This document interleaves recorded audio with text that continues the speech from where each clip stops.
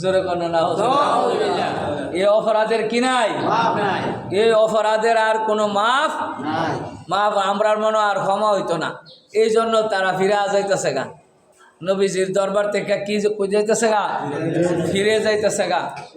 তখন আমার আল্লাহ পাক রাব্বুল ইজ্জাত, আল্লাহ পাক আল্লাহর হাবিব মুহাম্মাদুর রাসূলুল্লাহ সাল্লাল্লাহু আলাইহি ওয়াসাল্লামকে আমার আল্লাহ পাক বলেন, ইয়া রাসূলুল্লাহ, নবী গো, বান্দা দো আমার। তখন এখন আমার বান্দারে আমনের বান্দা কয়া ডাক দেন। কুল ইয়া ইবাদি, আল্লাহ পাক আদেশ করেন, ইয়া রাসূলুল্লাহ, ইয়া হাবিব নবী গো, আপনি ইয়া ইবাদি আমনে ডাক দেন, হে আমার বান্দারা। বান্দা কার? আল্লাহ। আল্লাহ আল্লাহ আল্লাহ বলে দিতেছে আমার বান্দা কয়ে, আমনের বান্দা কয়া ডাক দেন।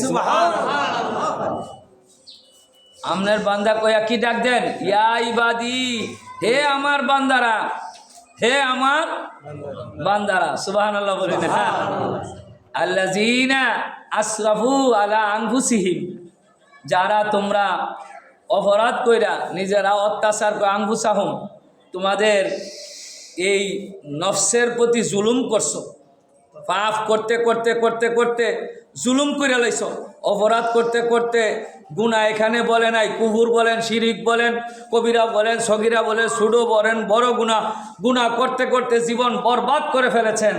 আমার আল্লাহ পাক রব্বুল ইজ্জাত এই বান্দাদেরকে আল্লাহ পাক বলছেন, নবী আপনি আমার বান্দারারে আপনার বান্দা কয়া ডাক দেন এবং বলেন, লা তাকনাতু মির রাহমাতিল্লাহ, তারা যেন আল্লাহর রহমত থেকে নৈরাশ না হয়।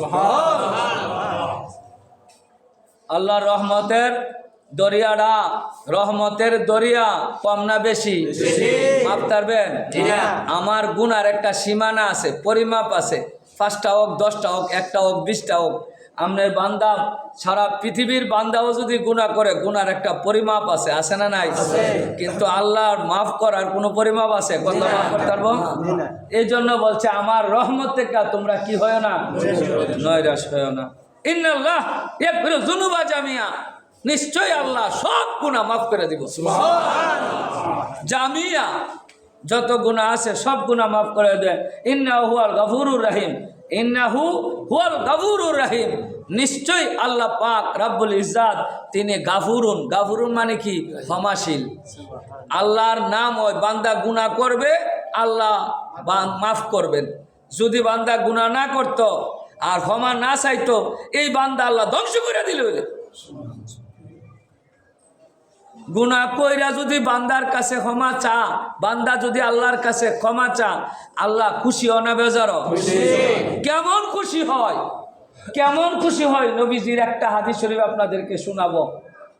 এবং শুধু খুশিও না, বান্দার প্রতি গুনাহ তো মাফ আল্লাহ করে করে ওই বান্দার প্রতি দয়াবান হয়ে যা। বানায়া যদি বলি, আমার এনো তেজ ওই মঞ্চে ধরেন, বলে না হুজুর মুফতি সাহেব বানায়া বলছেন, একটা কথা বানায়া বললো ধরেন, রাহিম মাফ তো করবোই, আবার বান্দার প্রতি দয়াবান হয়ে যাবে। এখানে একটা হাদিস শরীফ আমি আপনাদেরকে শোনাই, সময় তো কম, আলোচনা আমি বেশি দিতে পারছি না, শুনেন।